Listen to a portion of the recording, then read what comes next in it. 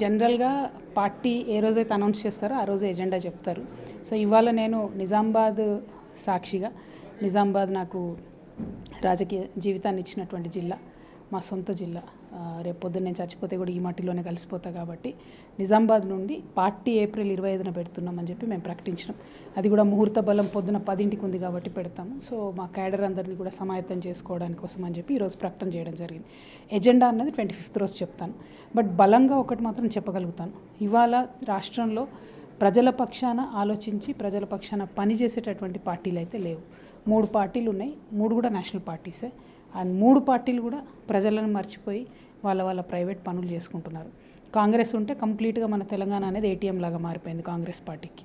Bharatiya Janata party ఉంటే ఎన్నికలప్పుడు మాత్రమే వస్తారు, ఒక 8 ఎంపీ సీట్లు వేసుకుపోయినారు, తర్వాత 8 రూపాయలు కూడా మనకి ఇవ్వకుండా మనని ఇగ్నోర్ చేస్తున్నారు తెలంగాణ ప్రజల్ని.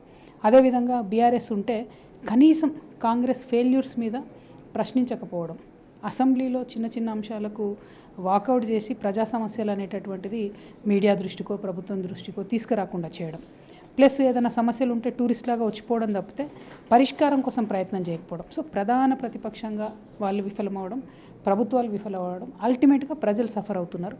కాబట్టి ఒక 4th ఆల్టర్నేటివ్ రావాలి.